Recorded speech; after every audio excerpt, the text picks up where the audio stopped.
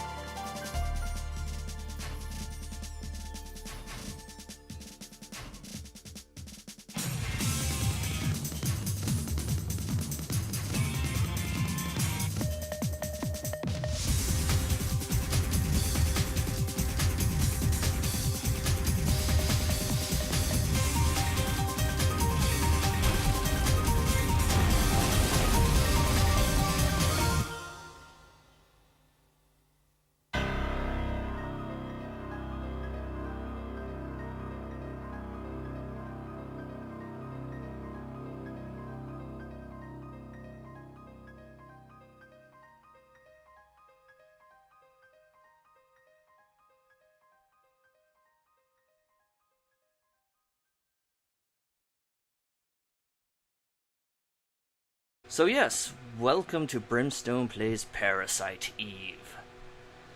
Made by Square, or Square Soft, before they were called Square Enix, back in 1998. don't worry, this does fit the Christmas genre, believe it or not. So, Parasite Eve, this actually was made a little after Final Fantasy VII. In fact, it has a lot of the people from the Final Fantasy series. Well, the director was Takashi Tokita. You might know him as the director for Chrono Trigger. He was also the event planner, where the hell that is, for Final Fantasy VII. He's done a bunch of other stuff. He also did the story for this game, which I'll get into later. The producer was Hironobu Sakaguchi, pretty much the father of the Final Fantasy series. Pretty much made them from 1 to, I think, 12 before he left. He left around the merger, which I think was 2003 or 2004. I'm not sure. No, I think he left at 11. I take that back. You'll notice, well, we'll get into that. I'll explain more. So this is actually a sequel to the Parasite Eve novel. I'll talk more about that as we go into tutorial, because I kind of want to show this off a little bit.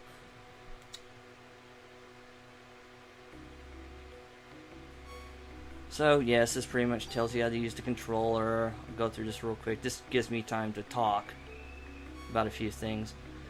I will be doing commentary. Well, right now I will be doing commentary. This is if you're not using a DualShock controller. You know, back in the day, PlayStation 1 controllers didn't have DualShock controllers. By the way, I am playing the original game, but on a PS2, so I do have DualShocks. You can get this game on the PSN, PlayStation Network. I forget how much it is. I think I bought it one time for like 20. I'm not sure. Don't quote me on that. But it is available if you don't actually have the PS1, or you can always, I don't know, ROM it. Although it's kind of hard to do ROMs for PS1s. Well, whatever.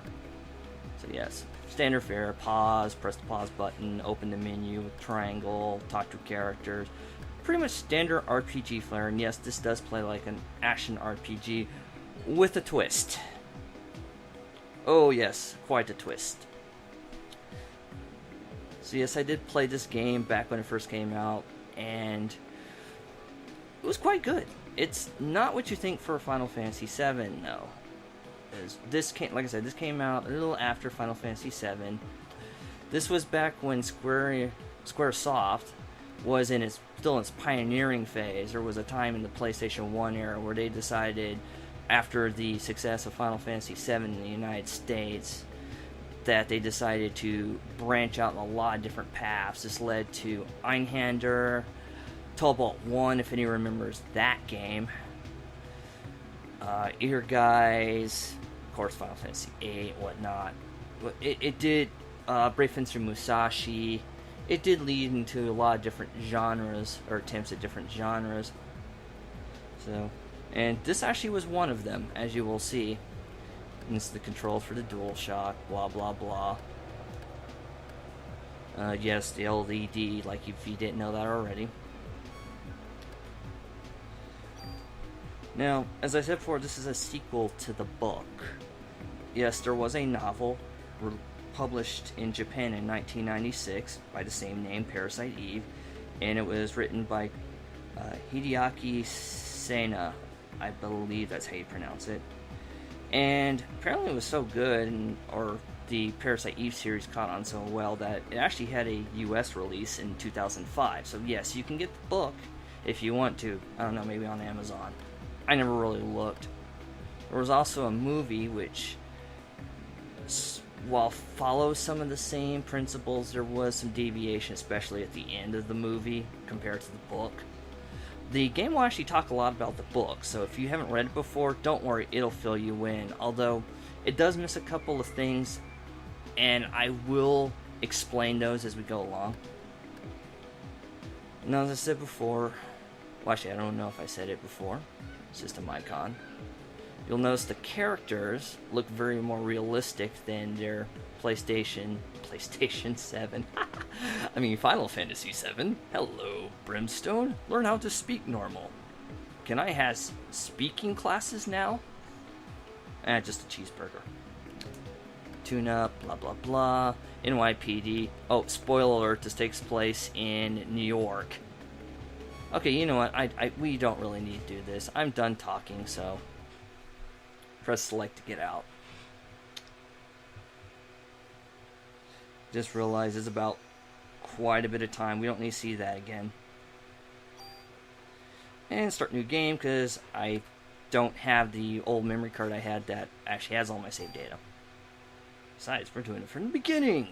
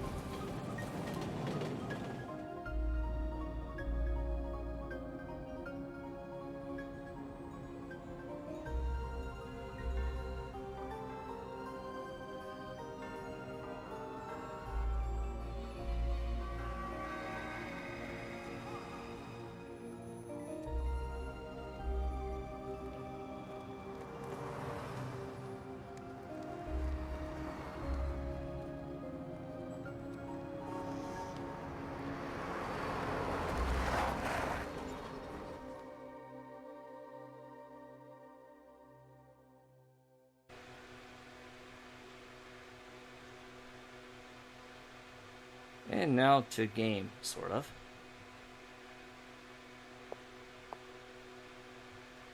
And we have a bomb blonde shell, pixelated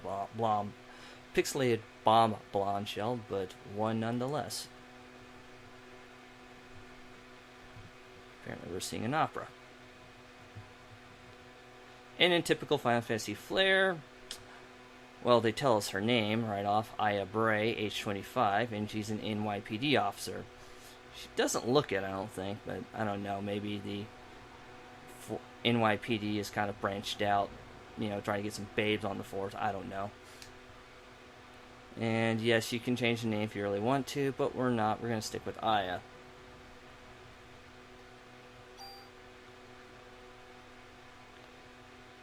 But yes, the graphics are very much Final Fantasy VII, except, you know, it looks more realistic.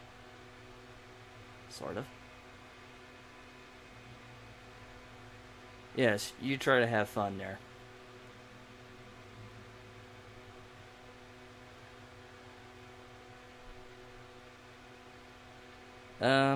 Probably not. Oh, Daddy's Boy. Great.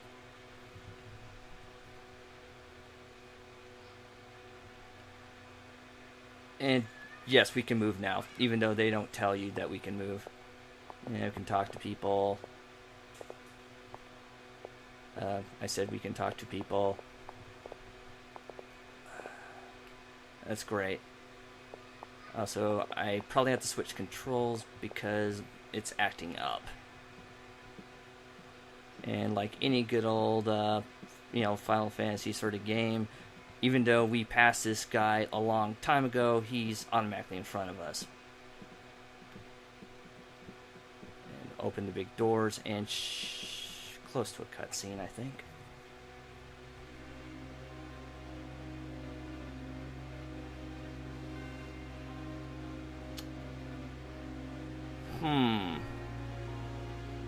Nice chandelier.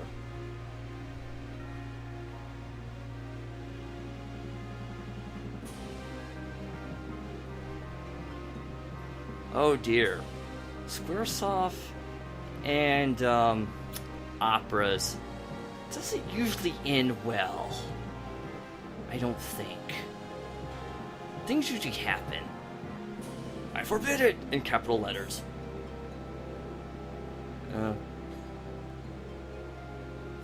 So she's a Kardashian?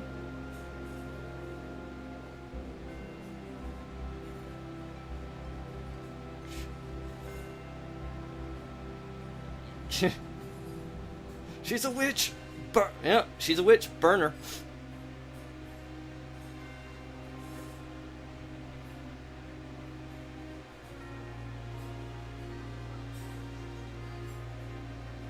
You're saying father, and you're not even looking at her. I mean, at him.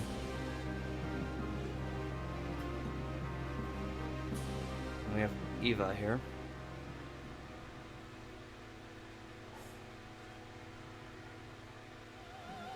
And we have singing. We don't even have Matsu in this either.